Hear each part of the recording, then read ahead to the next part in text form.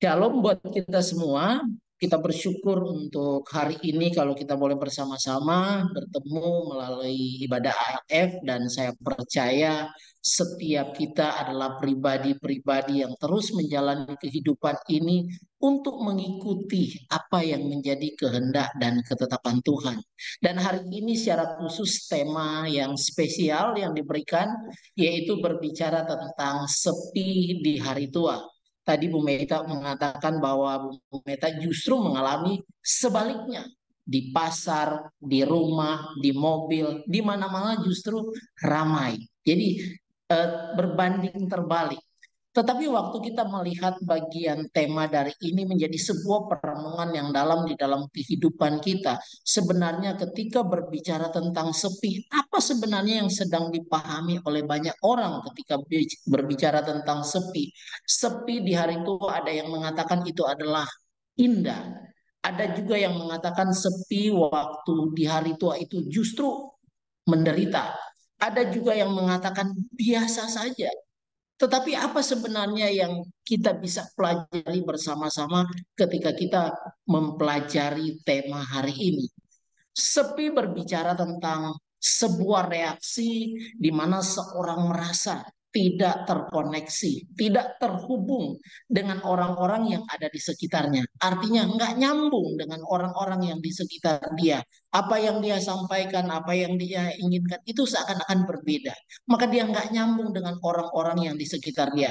Sehingga sekalipun ada orang yang merasa tetap sepi, bahkan di tengah keramaian pun dia tetap merasakan sesuatu yang berbeda. Sedangkan kalau bicara sendiri, itu adalah sebuah kondisi seseorang tanpa hadirnya orang lain. Artinya berarti kita tinggal sendiri, kita hidup sendiri. Tapi kalau sepi, kita bisa ada sendiri, tapi kita bisa juga bersama dengan orang-orang yang kita sayangi, yang kita cintai, tetapi ada sesuatu yang kita rasakan sepi di dalam kehidupan kita. Mari kita mempelajari bagian ini. Salah satu penelitian yang ditulis oleh Philip Yancey, bagaimana dia seorang pengarang atau seorang penulis yang selalu menuliskan buku-buku yang berbicara tentang spiritual, berbicara tentang jiwa rohani, tentang kerohanian seseorang. Maka dalam tulisannya dia mengatakan seperti ini kepada orang-orang yang lanjut usia. Orang-orang yang lanjut usia dikatakan mengatakan bahwa mereka tidak merasakan diri mereka itu tua. Artinya tidak pernah merasakan dirinya yang ada di dalam itu menjadi tua. Tetap sama seperti umur 40. Enggak berubah sekalipun udah umur 60, mereka merasakan tetap sama yang ada di dalam. Tetapi saat mereka berdiri di depan cermin, mereka baru tersadar, mereka baru menyadari secara fisik ternyata nggak bisa diingkari mereka sudah berubah menjadi tua. Nah, ini menjadi satu bagian perenungan yang apa? Ketika berbicara merasa dirinya yang dari dalam. Artinya ada sesuatu yang dirasakan oleh orang yang lanjut usia bahwa dia tetap merasakan dia seperti waktu dia muda. Dan itu berbicara tentang sebuah spiritual yang ada di dalam diri dia yang terbangun dari masa mudanya sampai di lanjut usianya itu tetap terbangun dan tetap berjalan di dalam kehidupannya terpelihara dengan baik. Sehingga sekali aku merasa aku udah tua, tapi di dalam itu tetap merasa aku seperti masih muda. Mari kita melihat kebenaran firman Tuhan. Pengkhotbah pasal yang ketiga ayat yang pertama mengatakan begini. Untuk segala sesuatu ada masa. Untuk apapun di langit ada waktunya. Untuk segala sesuatu ada masanya. Untuk apapun di bawah langit ada waktunya. Dulu kita ALF pernah di lantai 2. Kemudian kita pernah pindah di lantai 3. Kita juga pernah pindah ke lantai 1 waktu ALF bersama-sama di Wisma Bersama. Dan sekarang kita bisa bertemu melalui Zoom. Segala sesuatu ada waktu yang terjadi. Tapi dalam hal ini, karena berbicara tentang usia lanjut atau usia yang terus bertambah, maka kita pernah menjadi muda. Tapi di sisi lain ternyata kita juga sudah tua. Artinya ada sebuah perubahan dari waktu ke waktu sampai pada satu titik. Ternyata aku sudah lanjut usia. Tetapi kebenaran firman Tuhan waktu mengatakan segala sesuatu ada masanya, termasuk kita sekarang di lanjut usia. Maka firman Tuhan mau bilang begini, itu adalah ketetapan Tuhan. Oma-oma, ibu-ibu, jangan protes kalau kita jadi tua. Jangan banyak orang berusaha menunda untuk tidak menjadi tua. Banyak orang dengan cara apapun dipakai supaya tetap awet muda. Bahkan ada salah satu miliarder, bagaimana dia menghabiskan berapa puluh miliar dalam setahun supaya dia di usia 41 dia masih bisa tampil seperti usia 20-an. Dan itu terus dilakukan dari hari ke hari, dari tahun ke tahun. Begitu banyak biaya terbuang hanya untuk mengurus supaya dia menunda untuk waktu tua. Padahal Alkitab mengatakan menjadi tua itu memang sudah bagian yang Tuhan tetapkan dalam kehidupan manusia. Kenapa? Kan jadi pertanyaan. Kenapa Tuhan menetapkan hal itu? Maka di sini di dalam pengkhotbah pasal yang ketiga ayat yang pertama dan selanjutnya kita membaca di pasal yang ketiga ini, maka dikatakan bahwa Tuhan melakukan semua ini kepada seluruh makhluk yang ada di dalam dunia ini, mau mengatakan bahwa supaya setiap makhluk khususnya manusia takut akan Tuhan. Artinya waktu muda hiduplah takut Tuhan. Nah sekarang usia lanjut, takutlah akan Tuhan. Kemudian dikatakan bahwa segala sesuatu ada masanya dan segala sesuatu indah pada waktunya. Maka contoh di usia kita yang saat ini pasti kita menikmati keindahan ketika mungkin kita bersama dengan keluarga, bersama dengan cucu, bersama dengan orang-orang yang ada di sekitar kita, bahkan di dalam kita kumpulan kita sebagai gereja. Kita menikmati waktu ini. Kita mendapatkan ada sesuatu yang berbeda. Ada sesuatu yang terbangun dalam hidup kita. Maka dikatakan lagi oleh kebenaran firman Tuhan. Sama penulisnya, Salomo juga mengatakan bahwa keindahan orang tua itu adalah ubannya. Kalau kematian ya kita udah bisa melihat 100% sudah uban, sudah warna putih. Tapi itu menunjukkan sebuah kemuliaan seorang orang tua, kemuliaan orang tua, kehormatan orang tua. Maka ketika anak muda memandang kita sebagai orang tua dan mereka menghormati kita, mereka menghargai kita karena sikap yang kita bangun selama ini baik dan benar. Itu adalah kemuliaan waktu kita memasuki usia yang lanjut ini. Tetapi banyak kita menemukan ada di usia yang lanjut. Justru dia menderita. Kenapa? Dia nggak disayangi oleh keluarga. Dia tidak mendapatkan perhatian dari orang-orang yang ada di sekitar dia.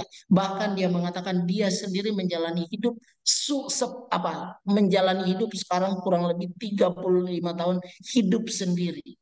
Tidak bersama dengan anaknya, tidak bersama dengan suami. Tapi dalam kesendirian, dia melakukan sebuah rutin yang terjadilah. Ada dia jogging pagi. Kemudian dia menghadiri setiap kegiatan-kegiatan ibadah lansia. Kemudian dia mengikuti ibadah hari Minggu. Maka dalam satu minggu ini dia penuh dengan kegiatan yang terus dia lakukan sebagai satu bentuk dia menjalani rutinitas dia sebagai orang yang sudah tua. Maka ketika orang melihat, orang memuji dia. Ketika orang melihat, orang luar biasa ibunya. Tapi jangan sampai justru orang mengatakan, wih, rasain emang enak jadi tua. Kalau dulu kamu gak sayang sama anak-anak, gak peduli dengan orang lain. Sekarang setelah menjadi tua malah hanya menderita. Nah itu menjadi terbalik. Tapi dari sini memberikan gambaran, waktu kita masih muda, kekuatan kita pakai untuk sesuatu yang baik. Maka ketika kita menjadi uban, kata firman Tuhan, maka kita melihat kemuliaan atau mahkota yang Tuhan beri dalam kehidupan kita. Kemudian selanjutnya dikatakan seperti ini. Ketika kita berjalan sendiri sebagai orang tua, kadang mungkin untuk ibadah aja, kadang kita harus membutuhkan orang lain untuk mengantar kita. Kadang ketika kita mau ibadah aja, mungkin orang, udahlah, mama aja lah yang pergi ibadah. Udahlah, mama aja ikut ke sana. Seakan-akan kita mulai berjalan seakan-akan sendiri. Seakan-akan orang nggak peduli dengan kita, bahkan keluarga kita sendiri. Maka sepi itu mulai terasa. Awalnya bersama dengan orang-orang yang kita cintai, tapi waktu berjalan lama-lama mereka mulai terpisah, apalagi anak sudah berkeluarga. Hanya mereka mulai menjalani kehidupan rumah tangga mereka. Sampai pada satu titik kita duduk termenung dan kita berada di satu kamar atau satu rumah yang kita sendiri di sana. Maka apa yang kita rasakan? Kita mulai merasakan kesepian itu. Dan waktu kita merasakan kesepian itu, kita tahu ternyata aku cuma sendiri. Dan waktu kita merasakan seperti itu, Alkitab mengatakan, sekalipun ayahku dan ibuku meninggalkan aku, namun Tuhan menyambut aku. Maka masa tua yang sepi bukan berarti kita sendiri yang ada di sana. Dalam kacamata manusia memang kita sendiri. Tapi sebagai orang tua yang percaya kepada Tuhan, dia akan berbeda, dia akan dia akan punya semangat, dia punya gaya hidup yang berbeda, dia akan bersuka cita dengan hidupnya sekalipun dia sendiri. Kenapa? Dia tahu dia bersama dengan Tuhan, dia tahu dia bersama dengan sang penguasa kehidupan ini, sehingga dia merasakan orang lain mungkin bisa kesepian di tengah-tengah keramaian. Tapi saya memang sendiri, tapi saya tidak mengalami kesepian seperti yang orang pikirkan. Kenapa?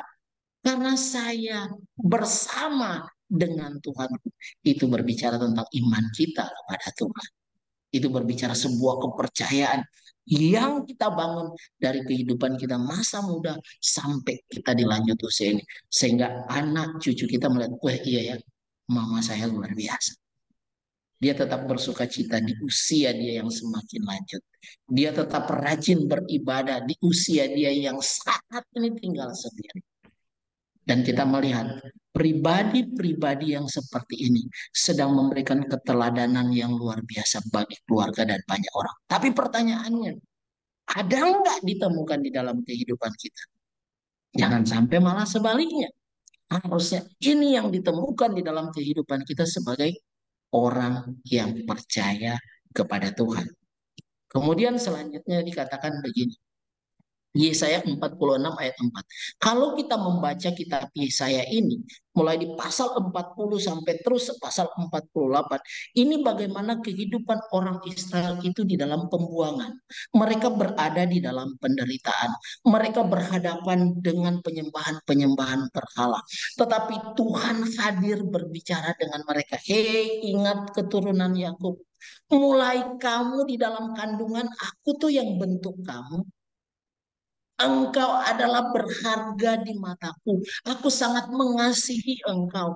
Maka ketika mereka berhadapan dengan hal bangsa-bangsa yang ingin menyakiti mereka, yang membuat mereka menderita, Tuhan bilang begini, keturunan Yakub engkau harus ingat, sampai masa tuamu, sekalipun orang ingin membuat kamu menderita, tapi sampai masa tuamu, aku tetap dia. Tuhan bilang apa? Aku tetap bersama denganmu. Aku yang telah memimpin nenek moyangmu mulai dari zaman Nuh, Abraham, bahkan sampai Musa dan Yosua memimpin kamu. Ingat, aku tidak pernah berubah. Aku tetap bersama dengan kamu. Maka dikatakan, sampai masa tuamu, aku tetap dia. Bahkan sampai masa putih rambutku, aku menggendongmu. Ini adalah merupakan satu kepastian sebagai umat Tuhan. Apalagi kita sebagai ibu-ibu yang begitu percaya bahwa Tuhan begitu baik memelihara kehidupanku secara pribadi, memelihara kehidupan keluargaku, anak-anakku, dan bagaimana aku menjalani hidup ini. Perhatikan baik-baik. Tuhan yang mengatakan, memang musuh itu banyak. Memang kadang situasi sepi itu membuat kita malah menjauh daripada Tuhan. Situasi yang kita alami kadang membuat kita nggak peduli lagi dengan kebenaran. Tapi Tuhan bilang, hei, aku yang menggendong kamu. Dalam kesepianmu aku tuh bersama dengan kamu. Maka di sini dikatakan seperti seorang toko yang dikatakan janda di Sarfat. Dia berada sendiri hanya bersama dengan anaknya. Tinggal di pinggir sungai. Dan saat itu saat musim kemarau. Kemarau kalau di Jakarta mungkin cuma baru belum lama. Tapi ini bertahun-tahun musim kemarau tinggal dalam kesepian hanya bersama dengan anaknya. Dan Alkitab mencatat makanan pun hampir habis. Hanya untuk satu kali lagi aku makan bersama dengan anakku, aku mati. Tapi cara Tuhan itu beda. Seorang Elia, nabi yang luar biasa dipakai oleh Tuhan. Dia bukan hanya mengalahkan 850 Baal. Dia mengalahkan banyak hal. Dan Elia justru diutus Tuhan untuk apa? Bertemu dengan janda yang disarpat. Dalam kesendirian mereka, dalam kesepian mereka, Tuhan membawa Elia sampai ke rumah janda di Sarfat. Dan yang menarik adalah apa? Sampai di sana Elia bilang, tolong kasih aku minum, tolong kasih aku roti. Tapi janda di Sarfat bilang begini, aku nggak punya roti. Aku hanya punya sedikit tepung di rumah dan minyak di buli-buli pun sedikit. Tinggal satu kali aku pakai selesai dan aku dan anakku akan mati. Tapi apa yang terjadi? Dalam kesendirian mereka sebagai janda khususnya. Tapi kita melihat ketika Tuhan hadir, Tuhan memberi kehidupan yang berbeda bagi janda di Sarfat yang harusnya habis makanan dan mati. Tapi Alkitab mencatat sampai turun hujan nggak pernah habis makanan itu, nggak pernah habis tepung itu, nggak pernah habis minyak itu. Dengan kata lain, di kesendirian dia, Tuhan mencukupkan dengan caranya. Maka dari sini kita bisa lihat apa? Kalau sampai masa tua Tuhan itu tetap ada dan setia menggendong kita semua. Maka dia mengatakan, aku telah melakukannya dan mau menanggung kamu terus. Perhatikan, orang Israel terus dan terus hidup dalam dosa. Tapi betapa besar kasih Tuhan tetap mau menolong mereka. Bahkan ini lagi menunjuk, kamu memang menolak aku. Kamu memang benci aku. Kamu bahkan gak percaya lagi sama aku. Tapi apa yang Alkitab katakan? Melalui kitab Yesaya ini kita melihat. Dia mengatakan bagaimana? Aku akan memikul kamu dan menyelamatkan kamu. Aku telah melakukannya dan menanggung kamu terus-menerus. Lagi mau menunjuk. Sampai kamu pun gak suka dengan saya. Aku akan tetap menanggung kamu. Aku akan menyelamatkanmu melalui Kristus di atas kayu salib. Maka apa yang kita bisa pelajari? Dalam kesendirian memberikan gambaran kalau Tuhan mau menolong. Kalau Tuhan bersama dengan kita. Maka seperti kata Philip tadi, aku memang kayaknya makin tua. Tapi aku tetap muda. Secara spiritual, secara rohani, aku tetap terus terbang. Dan aku tetap menjalani dengan giat kehidupan ini. Aku punya kekuatan yang luar biasa menjalani hidup ini. Persis seperti janda di Sarfat. Yang dia berpikir dia dan anaknya akan mati. Tapi ternyata tidak. Karena Tuhan menunjukkan belas kasihannya kepada janda di Sarfat bersama dengan anaknya. Maka dari sini kita melihat sebuah perjalanan yang luar biasa yang dialami oleh anak-anak Tuhan. Seringkali kita terjebak dalam situasi mungkin kita sendiri. Kita mungkin nggak didengar lagi sama anak-anak. Kita mungkin yang penting anak bilang, udah makan, udah disiapkan, mama tinggal makan. Tapi sebagai orang tua, kadang kita merasakan ada kekosongan dalam diri kita. Apalagi ketika kita diperhadapkan dengan situasi bagaimana mereka nggak peduli dengan kita. Adakah kita tetap merasakan bahwa Tuhan tetap bersama dengan kita? Atau malah kita pun jadi berubah. Jangan sampai malah di masa tua kita tidak memiliki pengalaman yang indah bersama dengan Tuhan. Jangan sampai di masa tua kita menganggap Tuhan itu biasa saja. Jangan sampai di masa tua kita tidak melihat pertolongan yang luar biasa yang Tuhan kerjakan dalam diri kita dan orang lain pun diberkati. Maka ketika Yesus di dalam kesendiriannya, dia bilang begini, waktu di Taman Getsemani.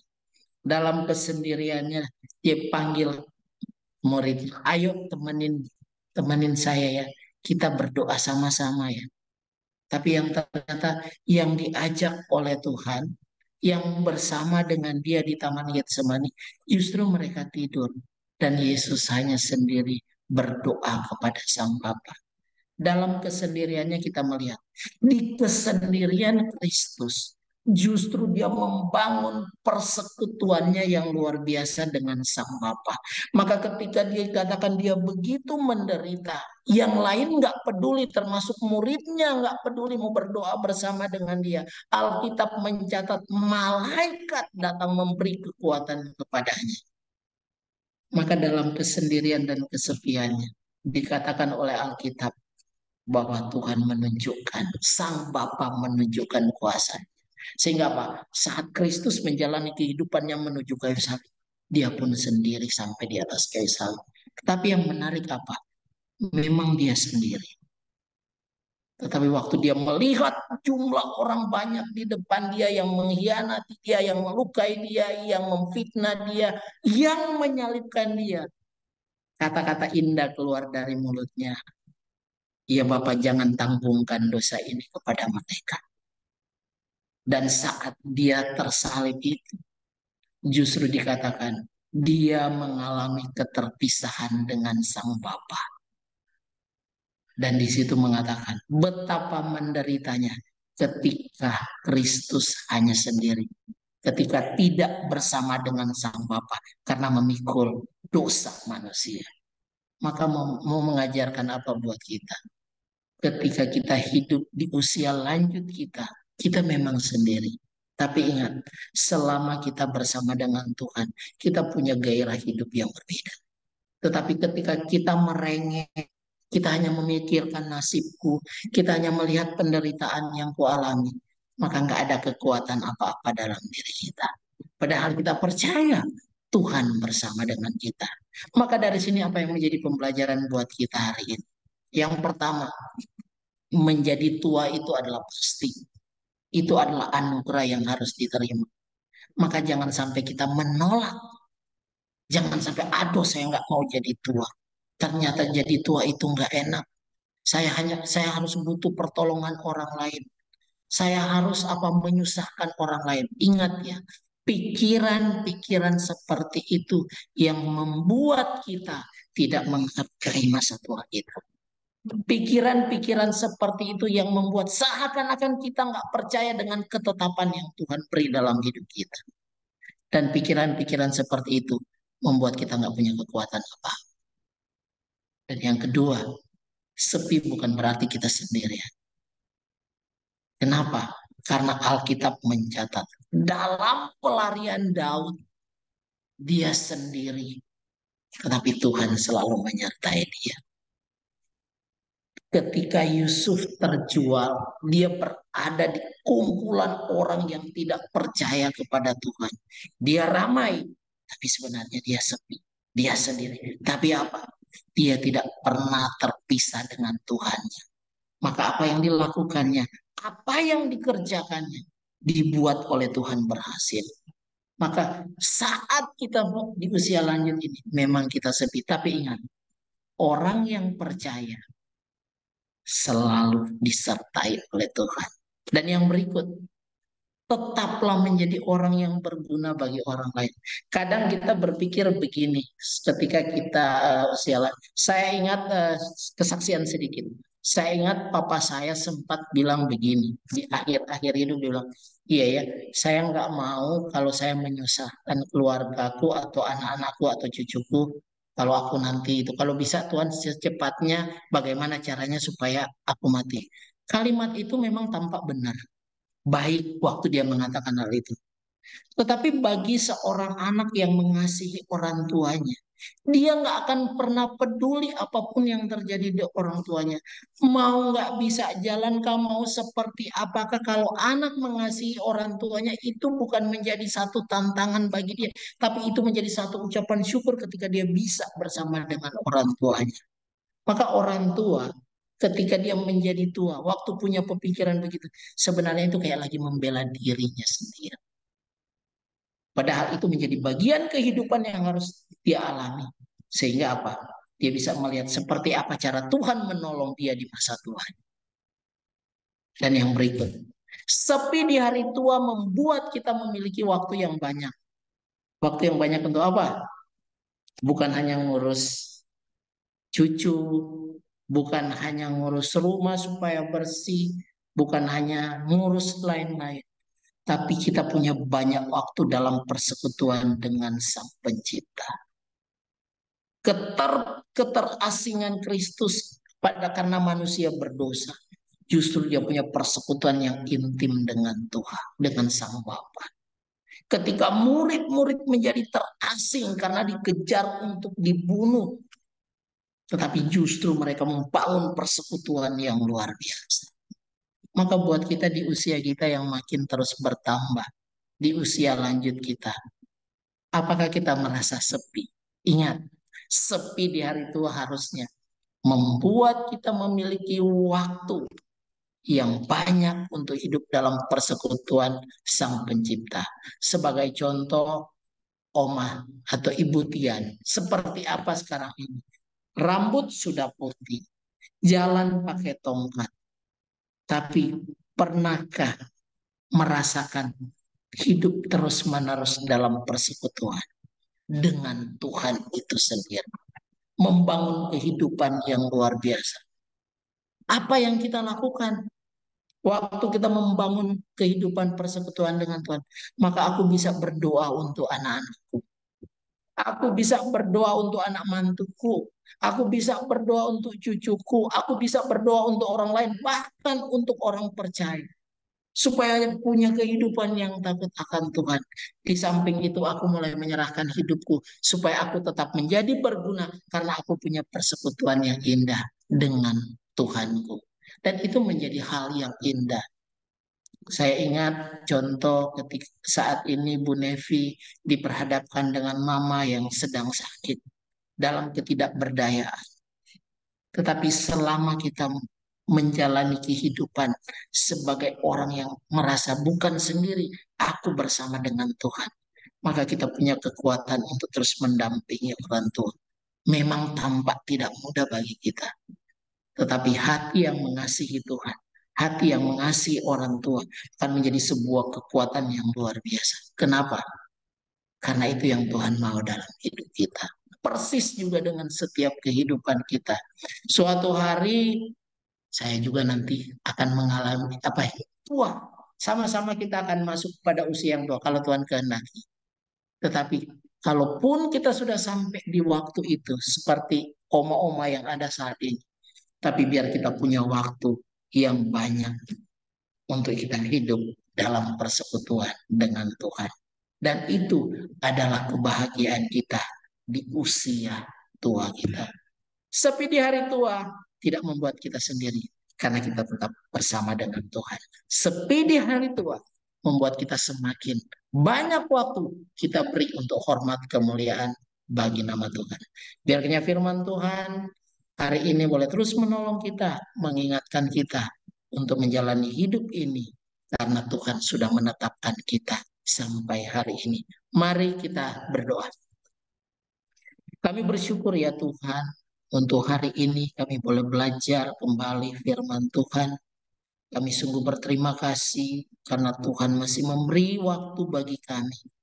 Biarlah kami boleh terus mengingat bahwa di usia kami yang semakin lanjut, tidak membuat kami patah semangat menjalani hidup ini. Tidak membuat kami tidak berbuat apa-apa. Karena Tuhan sendiri yang mengatakan, Engkau menyertai setiap orang yang percaya. Engkau bersama-sama dengan umatmu. Engkau tetap setia. Engkau tetap ada bersama dengan kami. Dan itulah yang menjadi keyakinan kepercayaan kami ya Tuhan, yang terus membuat kami kuat, mampu, dan tabah menjalani hidup ini. Karena kami percaya, sekalipun kami usia terus bertambah, kami memiliki Tuhan yang selalu menyertai kami. Terima kasih ya Tuhan. Kami menyerahkan setiap kami hari ini ke dalam tangan Tuhan. Biarlah hidup kami terus memuliakan nama Tuhan.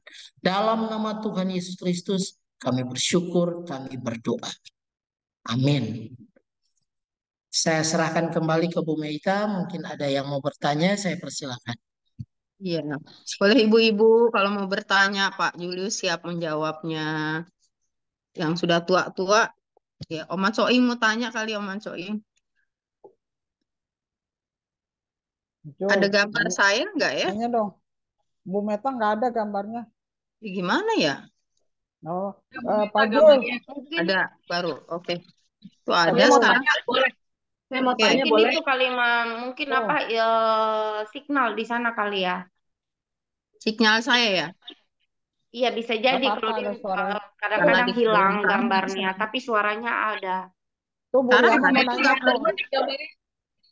Ada, nggak Bu ada. Meta pakai baju bunga-bunga hijau kuning kan? Ada sekarang ada. Ya. Oke. Udah keluar. Iya. Saya mau Ya. tanya, bisa. Ya, silakan Nah, Bu Riana ya mau ada. nanya tuh. Kedengaran nih suara saya ya? Kedengaran. Sangat Kedengaran kedengaran, Bu. Bu Ibu Riama Riyama. cantik sekali. Nah, soalnya sinyalnya juga jelek sih di sini lagi jelek.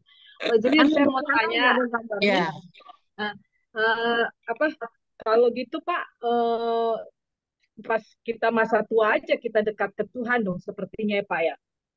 Toh apa nanti juga kita ada waktu untuk berdekatan dengan Tuhan kalau memang masa muda kita sibuk. Jadi seperti itu kayaknya Pak. Dan oh, juga kalaupun tua, jadi gini Pak, ada juga orang tua itu Pak saya perhatiin ya. Memang udah tua, dia mengisi ke Tuhan itu hanya untuk membunuh seperti membunuh rasa sepi aja. Jadi apa bukan itu dari hatinya hanya karena untuk rasa sepi aja gitu loh. Tapi pertumbuhan iman juga dalam hal yang kecil aja disuruh berdoa aja nih misalnya nih Pak banyak yang menolak nggak mau nah gitu dan kita melihatnya jadi oh berarti cuma datang ke persekutuan untuk membunuh rasa sepi. Nah, seperti itu gimana motivasinya, Pak? Dan jadi terus apa seperti saya bilang, nanti aja pas sudah tua barulah kita ke Tuhan. Saya juga pernah dengar ada pendeta bilang jangan kita udah tua baru kita datang ke Tuhan gitu loh. Waktu masih muda kita nggak ada waktu gitu loh. Itu gimana Coba Pak? saya jawab dulu tuh Pak Julius. Kita silakan Bu Meita. klarifikasi sama Pak Pendeta. Ya, Kalau pertanyaan Ibu Riyama tadi, kasihan banget. Soalnya kita kan hidup tuh nggak sampai tua, tiba-tiba baru masih muda, tengah-tengah udah diambil Tuhan. Kalau nunggu kesempatannya tua dulu berdoa, salah lah. Tetapi kalau kita maksudnya sudah tua, kayak saya, kayak Oma Coing, nggak kesepian maksudnya. Kita punya Tuhan, perbanyaklah waktu untuk dekat kepada Tuhan, untuk beribadah kemanapun masih bisa jalan tuh, ikut retreat ya Mas Coing ya, walaupun kayak gimana. Gitu. Jadi jangan kesempatan tua dulu kita baru berdoa. Belum tua kita udah dipanggil Tuhan. Kan itu seperti itu sih. Jadi konteksnya tadi tidak tua di masa sepi di apa sepi di masa tua. Maksudnya tuh kita tidak bisa bilang sepi. Makanya saya bilang tadi rame Pak Julius di pasar rame, di mana rame, di rumah juga kalau cucu-cucu datang rame. Sepi itu maksudnya merasa ini gue udah tua, lonely karena mengasihi diri. Jadi kita datang kepada Tuhan, penghiburan itu harus datang. Itu sih yang saya lakukan. Udah tua ini, ya udah perbanyak aja gitu dimanapun seperti itu. Jadi nggak nunggu nunggu tua. Itu saya rasa bukan untuk Bu Riyama iseng aja tuh tadi tanya. Dia tuh sebetulnya udah tahu Pak Julius, cuma dia iseng aja tanya. Makanya saya mau jawab dulu biar dilengkapin sama Pak Pendetanya. Saya bilang salah. Saya lihat ada Nunggu tua tuh salah, beribadah ya dari muda lah. Oke, Pak Julius aja belum tua, masih muda dia udah jadi pendeta, rajin beribadah, Bu Nevi semuanya. Ya, Ina. Oke deh, itu Pak Julius boleh tambahin. oke, terima kasih Bu Meta. Iya, jadi memang seringkali kita berpikir ketika kita tua barulah kita dekat dengan Tuhan. Padahal sebenarnya justru orang tuh waktu dari muda hidupnya dikatakan orang muda yang takut akan Tuhan. Maka dikatakan kekuatan kita kalau di Amsal ini dikatakan bahwa hiasan orang muda itu kan kekuatannya. Maka kekuatan yang dia miliki itu dia pakai hidupnya untuk hidup yang benar, hidup yang baik. Maka waktu dia masuk usia lanjut, orang melihat apa? Ubannya itu justru keindahan atau kehormatan. Artinya orang melihat justru di masa tuanya dia sudah memberikan banyak contoh yang baik. Dia sudah memberikan keteladanan yang baik. Sehingga di masa tua dia orang melihat dia menjadi berbeda. Tapi bukan berarti di masa tua kita baru istilahnya oh mau dekat dengan Tuhan. Enggak. Itu adalah proses yang dimulai dari muda sehingga waktu tua justru kemuliaan, kehormatan yang dilihat, yang digambarkan sebagai uban itu sendiri. Maka buat kita contoh, ayolah ibu berdoa. Memang nggak semua bisa langsung kita bilang, ibu berdoa ya supaya bisa. Memang nggak semua bisa, tapi bukan berarti dia nggak dekat dengan Dia Tuhan. belum bisa berdoa.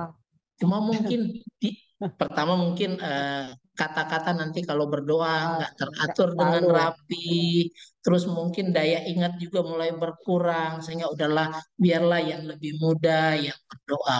Sehingga hal itu menjadi hal yang biasa ketika udah jangan saya. Itu nggak jadi persoalan sebenarnya. Yang jadi persoalan kalau di masa tua kita hanya mengeluh, menyesali diri, sedang seakan-akan nggak menerima ketika kita menjadi tua. Padahal itu menjadi ketetapan Tuhan dalam setiap kehidupan manusia yang diizinkan oleh Tuhan hadir sampai di masa tuanya. Supaya mau mengingatkan, mengajarkan, sampai masa tua Tuhan lagi bilang, kamu nggak akan pahami tentang aku secara utuh. Tapi Tuhan mau muda, mau tua, kita tetap takut akan Tuhan. Itu kata pengkhotbah pasal yang ketiga. Demikian Bu Riyama. Ibu Nanya Riyama dong, Kak masih Jul. muda? Ya, Mau nanya silakan. dong, Pak Jul. Kasih Pak Jul. Sama-sama Bu. Nanya, Pak Jul nanya dikit dong. Ya, Kan ini Amsal 20 ini bilang gini, hiasan orang muda ialah kekuatannya dan keindahan orang tua ialah uban. Nah, kalau misalnya uban kita dicat itu kita nggak terima tuanya kita ya. Itu gimana? loh, Apakah itu berarti kita menyangkal tuanya kita gitu kalau kita ngecat rambut yang uban? kalau ngecat itu kan Melawan kodrat. mempercepat. Iya nanya dong ini nanya. Ya, jadi kan kalau dia cat rambut itu kan sebenarnya mempercepat. Ada yang sekarang masih muda dia udah cat putih, ya kan? Tapi ada Ya, juga yang udah putih dia cat hitam. Kan itu bukan iya di situ itu persoalannya. Jadi bukan di situ. Karena yang jadi persoalan adalah kehormatan dia waktu dia matanya. tua, bukan masalah dia di rambutnya yang uban itu, tapi bagaimana dia menjalani hidup sampai uban, sampai masa beruban istilahnya. Marley Itu jangan yang nyindir digambarkan aku. oleh Aduh, banyak Salomo. Kak Marley. Jadi bukan Mentang-mentang masalah rambut dia dari belum putih, putih jadi Pak. hitam, hitam menjadi putih. Karena Oma Marley ini kan Oma Marley, Oma tapi tetap muda karena tetap dipanggil sama anak-anak sekolah minggu kan kakak. Jadi Oma tapi muda kan. Jadi biar udah putih, udah uban tetap muda. Jadi itu nggak masalah sebenarnya. Nggak iseng Kak aja. Marley nggak di-chat, Pak Julius. Kak Marley Ya nggak Bu, di-chat. Pak ya. Kak Marley Dicet. itu nggak di-chat. Dia nyindir saya itu nakal dia. Bukan sama. Aku juga Oh, dicet lagi, Bu. Aku juga dicet tapi maksud aku gini. Bukan berarti kalau kita udah berubah di masa tua terus kita ngechat bukan berarti kita melawan kodrat gitu loh. Bukan berarti kita itu maksudnya itu kan apa ya? Lu rambutnya dicet kenapa lu nggak mau dibilang tua ya? Bukan. Tapi maksudnya apakah itu tidak melawan apa yang Tuhan sudah kasih nih lu karena memang uban itu harus uban gitu. Tapi kan kalau sekarang kan karena sampo, karena apa makanya ya muda-muda aja udah uban kan gitu maksudnya Iya, pengen nanya. iya. Artinya gini, apakah kita sedang melawan Tuhan? Kita itu bukan lagi melawan Tuhan, itu Iya, kan lagi berbicara tentang gaya, tentang iya. hidup, Passion, passion. etika. Justru Fiction. bukan masalah rambut jadi putih. Yang Yang penting bermasalah hatinya. adalah, Wah, yang hati. bermasalah adalah kalau hati kita yang jadi Iya, hitam. iya Itu betul. yang bermasalah. Kalau Hati. soal ini mau hitam, ini mau putih, ini mau hijau, itu cuma kacamata manusia aja. Tapi kacamata Tuhan enggak. Masalah hati kita Hati. yang benar apa Iya, enggak? hati, pola Hati. pikir, pola Iya. pikir, semua hati, Yang pola paling pikir. penting kan di situ hatinya. Atau tadi kita sempat bicara spiritualnya itu, Iya, rohaninya itu. Bukan yang tampak itu yang uban ya. atau enggak ya, bukan itu. Kan Intermeso, uban ini intermeso. lagi berbicara sebenarnya usia lanjut. Uban Iya, ini lagi berbicara usia tapi lanjut. Mas Jul, kalau Hai, sepi dengan sunyi beda ya? Sunyi itu secara apa? Bunyi-bunyian ya? sunyi sepi Iya, sendiri. iya, itu satu itu kan. Sunyi dengan sepi beda dong ya? Sebenarnya bicara sunyi sepi itu punya pemaknaan yang hampir sama. Kalau bicara sendiri, sepi baru berbeda. Kalau kita bilang Oh, sunyi, kita bilang apa? Bilang sunyi sendiri contoh lah. Kalau orang Jakarta kan biar mau weekend, udah bosan dengan semberawutnya kota Jakarta, weekend lah pergi ke puncak. Biar tempat yang sunyi, yang sepi, seolah-olah kita mendapatkan suasana yang lebih baru. sunyi, lebih tenang. Tapi kalau sendiri, ya kita mau ada di mana Ya, aja ya kita merasa beda tetap ya tetap aja ya. sendiri atau sepi. Sendiri. Itu. Emang Oma Marley Iya. merasakan? Pasti sangat Oh, merasakan. merasakan apa? Sendiri, sepi, Ya, enggak kan? enggak biasa biasa aja. Oh, biasa. Biasa, karena dia ada Tuhan ya, ada Tuhan kita ya Kak Marli ya. Biasa aja. Perasaan nggak ada tuh sepi, nggak ada sendiri, biasa aja. Kematian mau ngomong tuh. Malah sama itu nggak mau Biasa aja. ditemenin. Repot Oh, enggak. katanya kalau ditemenin, enakan sendiri dia. Jadi, Betul, ya betul kan? itu, Bu. Oke, Betul. saya aja menemenin tidur nggak mau dia. Karena sudah Oke, terbiasa sendiri. Ya, iya. ya. Oke, ibu-ibu ada yang lain? Oke. Nanti Kak Marlin nanya Makasih. terus. Iya, makasih Bu Meta. Iya.